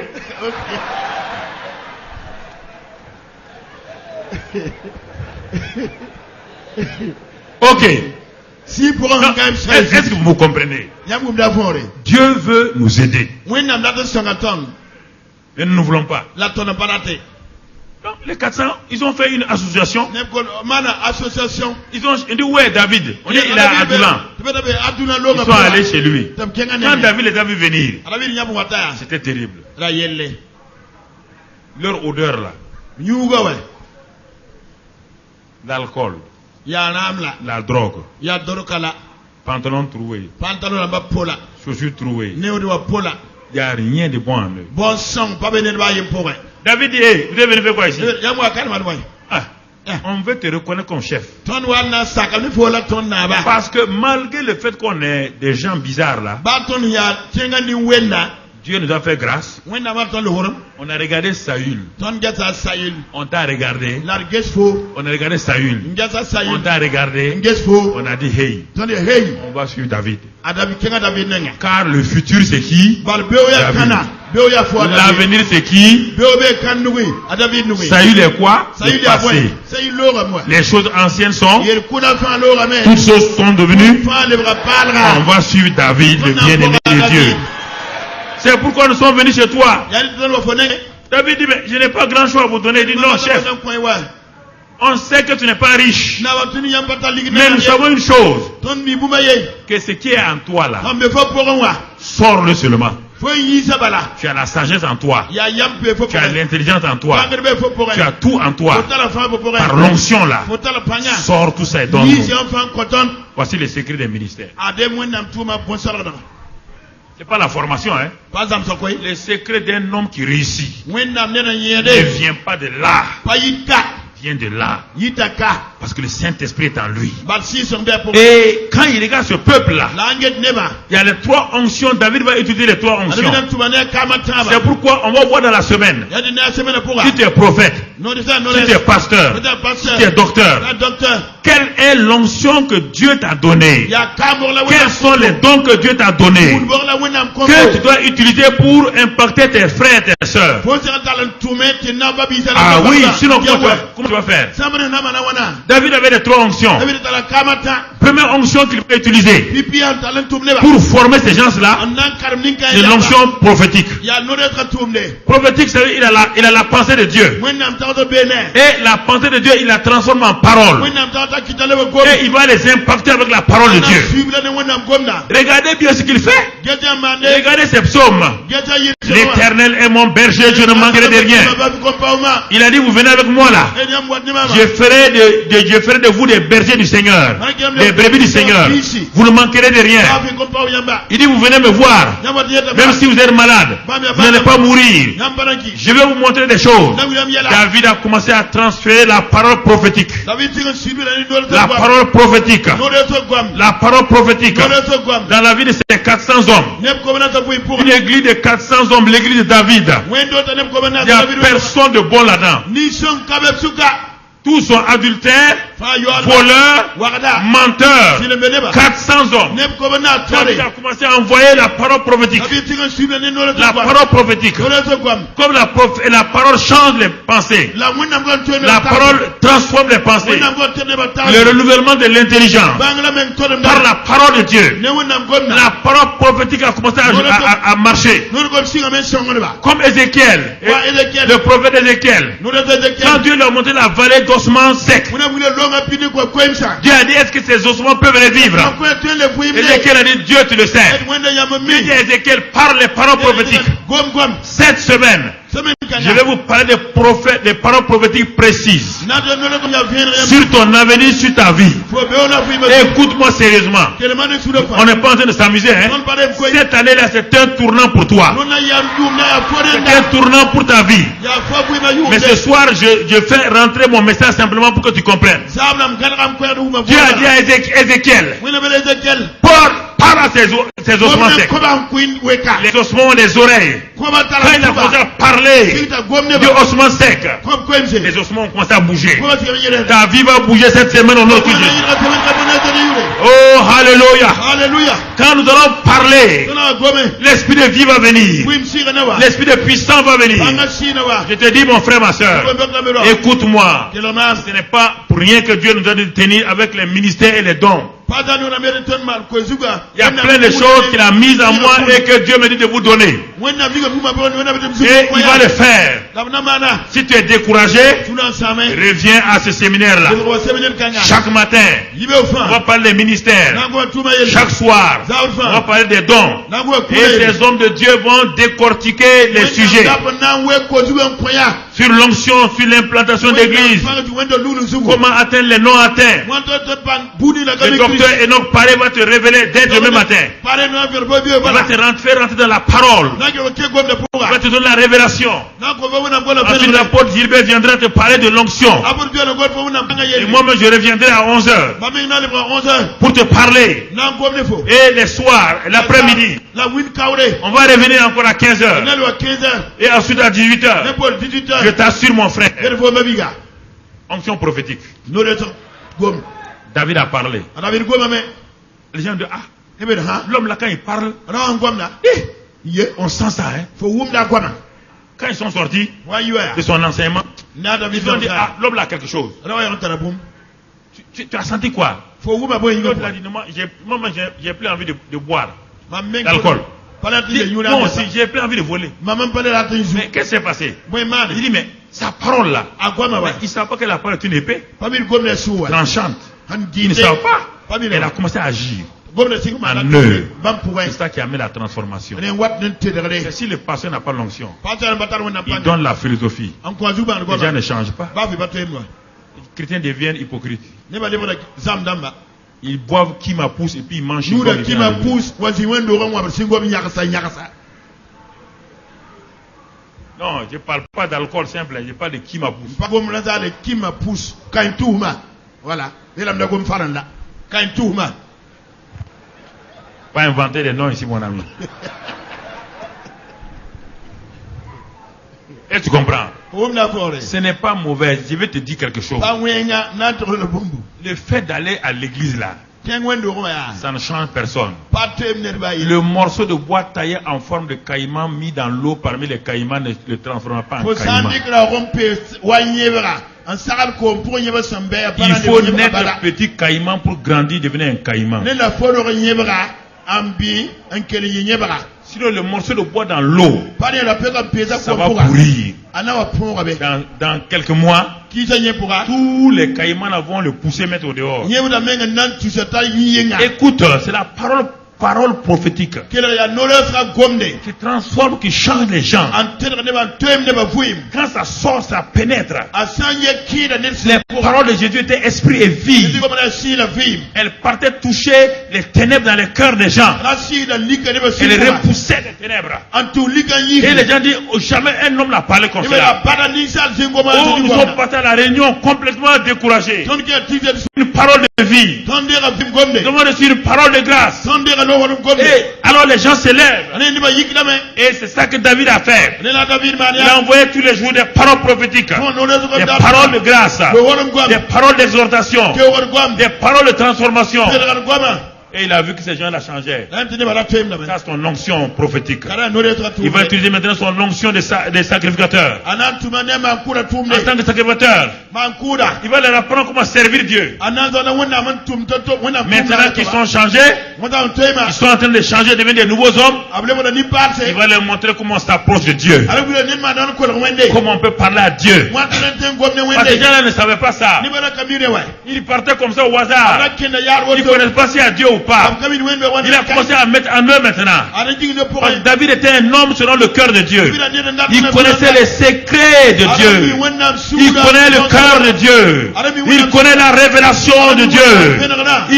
Il sort de la présence de Dieu. Et il part donner la présence aux gens. Il donne la révélation aux gens. Il leur donne, mon frère, ma soeur. Il leur donne cette révélation-là. Et les gens sont étonnés. Ils ont entendu la parole. Maintenant, ils commencent à connaître Dieu. Ce que Dieu aime, ce que Dieu n'aime pas. David ne leur a pas donné la loi. Il leur a donné la connaissance révélationnelle de Dieu. Il leur a donné le cœur de Dieu. Il leur a montré ce que Dieu est.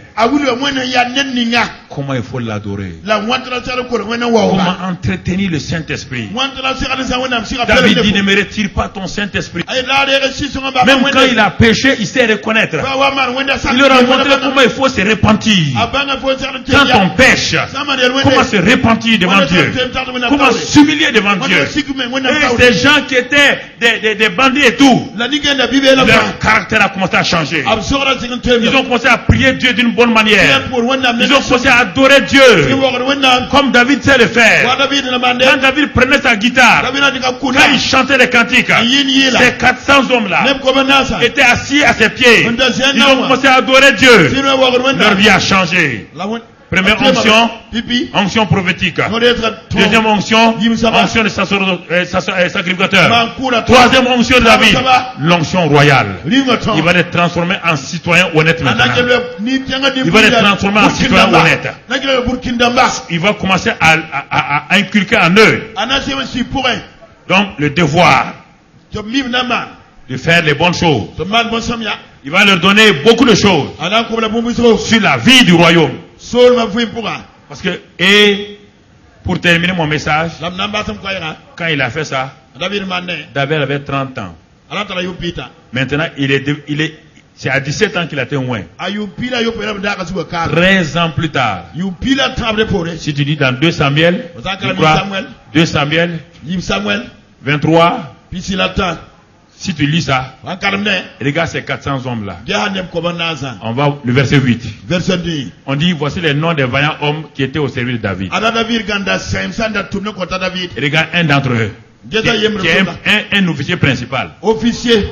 Il brandit sa lance 800 hommes qu'il fit périr en une seule fois.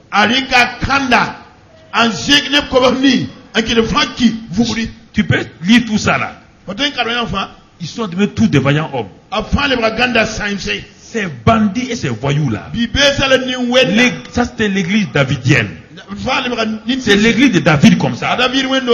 13 ans plus tard, ce sont des vaillants hommes. Ce sont des ministres d'État.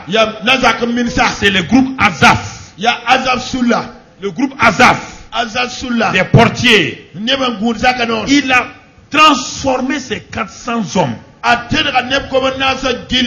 des gens qui connaissent Dieu, des gens loyaux, des gens attachés, des gens qui ne vont jamais le trahir. Et un jour David était là et il voulait tester leur loyauté. Il dit, vous savez, il y a l'armée des Philistins là-bas. Ils ont dit oui.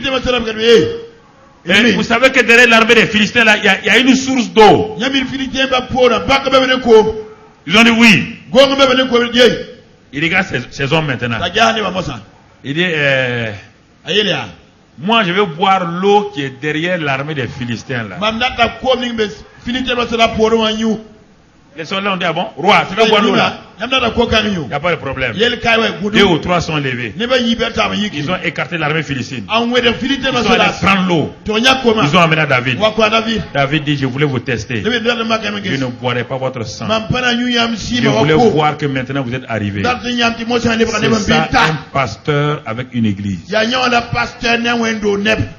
Pas une église qui est divisée, qui insulte le pasteur. Pas un comité qui se lève contre le pasteur, renvoyer le pasteur. Mais une église de gens loyaux, ils sont au service de Dieu, dans l'intégrité, dans l'amour, et qui ont des dons spirituels. Ils sont équipés. Ils ont fait front commun avec David. On ne peut plus les séparer de David. David, le pasteur de l'église. Il était arrêté. Il a mis des gens partout. L'église la plus organisée, c'est David. Il a mené le tabernacle là. Il a laissé le tabernacle de Moïse. Regardez. Dieu a parlé à Moïse longtemps. Et il a fallu du temps pour que Moïse construise le tabernacle. Mais quand David est arrivé sur le trône là, alors qu'il a vidé le tabernacle de David là, de Moïse, il a enlevé l'arche. Il a amené ça au mont Sion. Il a amené ça là-bas. Et sur là où il y avait le tabernacle là, est-ce qu'il restait Dieu encore là-bas?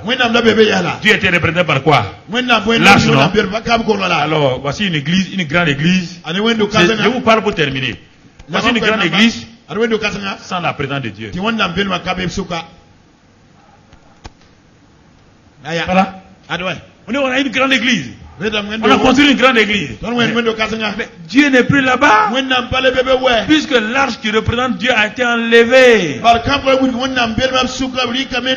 Mais où David, où vas-tu mettre l'arche?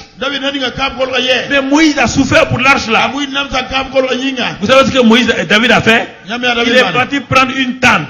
Une simple tente. Il est parti mettre l'arche là-bas. Alors que dans le tabernacle de Moïse, l'arche était dans le lieu très saint. David l'a rendu public. Tout le monde le voit et personne ne meurt. Si tu ne vois pas Dieu, tu meurs. Mais avec Moïse, si tu le vois, tu meurs. David a dit non. Si on connaît Dieu selon son cœur, on n'a plus besoin des lois. On n'a plus besoin de Saria. Église qu'à Saria. Saria c'est église faite. L'église c'est la vie. L'église n'a pas de Saria. Ça c'est la tradition. L'église n'a pas de doctrine. La doctrine c'est Christ. En nous l'espérance de la gloire. La doctrine c'est la vie éternelle. La doctrine c'est l'autorité du nom de Jésus. C'est le sang de Jésus. C'est la puissance de Jésus. Alléluia. Je vais m'arrêter là. Ça c'est tout juste pour flatter votre palais. Si tu veux connaître la suite, viens demain.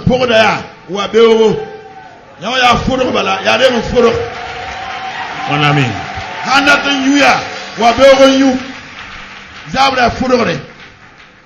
Tu entends? Je termine en disant une chose. Selon ce qu'on reçoit dans les SMS, non, je vous donne, c'est peu mon message. Maintenant, ce n'est plus le message, je vous donne une idée. Les chrétiens, écoutez-moi, moi j'aime parler de l'actualité. Actuellement, il y a un SMS qui circule dans tous les milieux chrétiens. Bon, on envoie aux chrétiens, on dit non, qu'il y a des gens bizarres qui ont envoyé des maladies en Afrique maintenant, qu'on appelle les dengues, qu'on appelle ceci, qu'on appelle cela. Les gens meurent de ça. Les chrétiens ont pris peur. Et je vous ai enseigné le psaume 91. Qu'est-ce que je fais là, le psaume 91? Le psaume 91 vous protège de tout. Quelle dengue? Les dengues, mais quoi? Et les chrétiens ont pris peur. Ils ont oublié qu'il y a Dieu même. Ah, tu as appris? Attention, hein? Ça commence pas des maux de tête. Après, c'est ceci. Toi-même, tu crées un problème dans ta vie. Je préfère vous dire ça. Je préfère vous dire ça. Pourquoi vous n'allez pas vous appuyer sur Dieu? Si les médecins disent qu'ils n'ont pas de médicaments, le psaume 91 il vaut de médicaments, non? C'est lui qui demeure sous l'abri du repose à vous. Il dit la peste en plein jour va t'atteindre. La contagion va t'atteindre. Vous ne croyez pas ça là? Vous ne croyez pas ça? Moi je crois ça, mon frère. La science ne contredit pas Dieu, car c'est Dieu qui est l'auteur de la science. Pas s'amuser avec ça. Il n'y a pas de scientifiques. Au cimetière, là, il y a le tombeau de tous les scientifiques. Pas jouer avec ça. Aucun scientifique n'est au-dessus de Dieu. Vous comprenez? Prenez ça, le psaume 91. Proclame. Psaume 91 dit depuis 1991. Prends ça. Couche-toi avec ça. Cette nuit même. Ouvre ça, lis ça pour toi. Lis ça pour ta famille. Moïse a mis le sang sur simplement des tentes. Eux, l'ange de la mort n'a pas pu détruire. L'ange, le sang des boucs, des taureaux. Aucun Israélite n'est mort, même leur chien. Et le sang de Jésus, vous ne pouvez pas le mettre. Et vous avez peur des sorciers. Donc, quelque chose ne va pas dans votre christianisme. Quelque chose ne va pas dans votre christianisme. Le sang des boucs, des taureaux, a protégé Moïse. Pendant 40 ans, les vêtements ne sont pas usés. Et le sang de Christ Jésus, le sang puissant, il dit, ils l'ont vaincu par le sang et par l'or. Alors, utilise le sang, invoque le sang, asperge le sang, par la foi. Quand l'ange de la mort va venir, il va passer par-dessus. Ok. Bon. Si vous ne croyez pas à ça, mon frère, c'est autre chose. Bon. Voilà, Seigneur, bon. Je vais m'arrêter parce que je vais m'enflammer, c'est pas bon. Pas pécher. Voilà.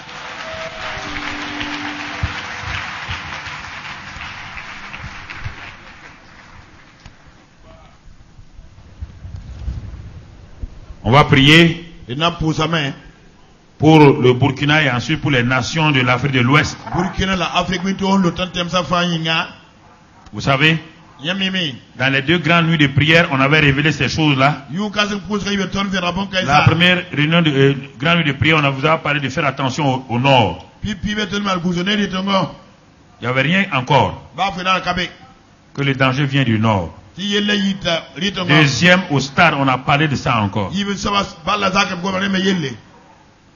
Et les journaux que nous lisons ces derniers temps nous montrent que l'ennemi a changé de stratégie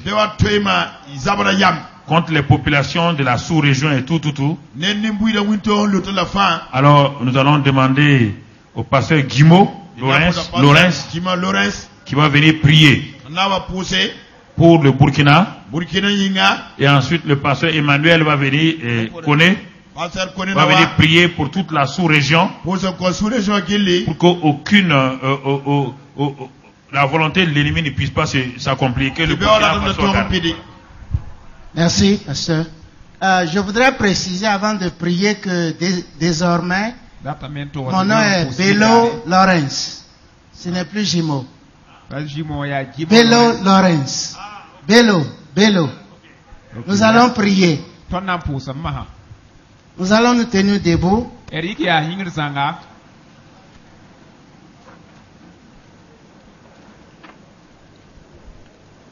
La parole de Dieu nous dit que tout peuple dont l'Éternel est Dieu, un peuple heureux.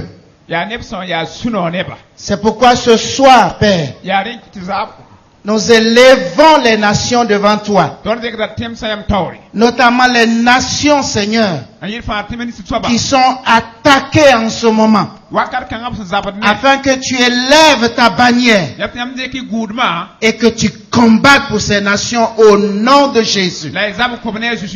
Seigneur, nous élevons le Burkina Faso devant toi, afin que ta main puissante repose sur cette nation, que tous les plans de l'ennemi, les plans de Satan soient nuls et de nul effet au sujet du Burkina, au nom de Jésus. Éternel Dieu puissant, nous voulons élever ce soir tes serviteurs et tes servantes que tu utilises pour la Cisco, afin que tu les inspires et tu les conduises pour transmettre la pensée de Dieu pour l'équipement de ton peuple au nom de Jésus. Merci Seigneur, car tu es le Dieu qui écoute la prière et nous savons que tu nous as entendus. Au nom de Jésus nous avons prié et nous avons reçu, et que l'Église dise Amen. Amen. Amen. Amen. Amen. Amen. Amen. Que Dieu vous bénisse.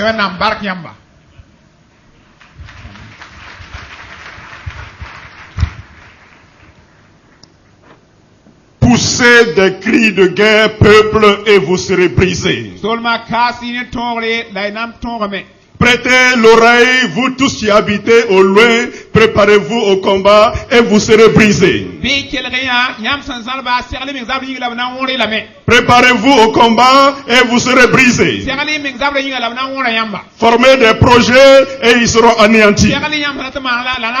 Donnez des ordres et ils seront sans effet.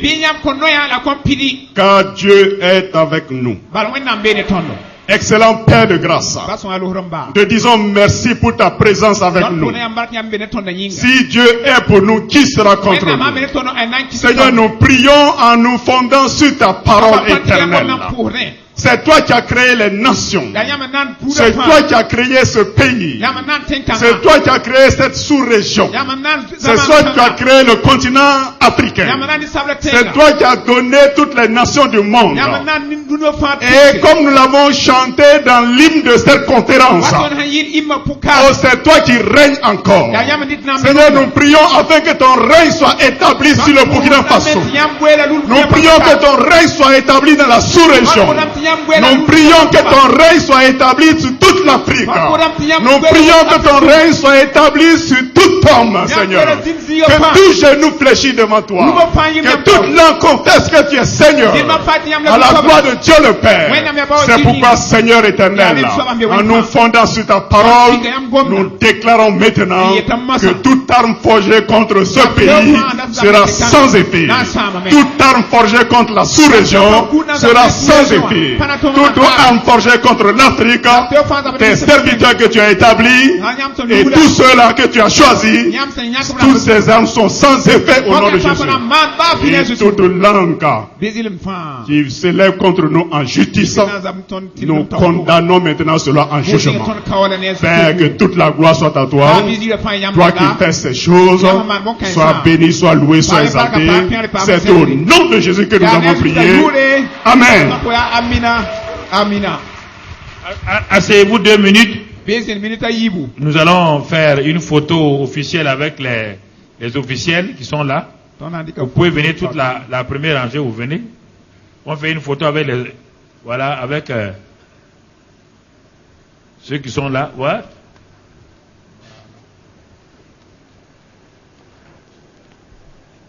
Vous venez, voilà. Ok, avancez. Et Jeanne, viens, tu es oratrice, non?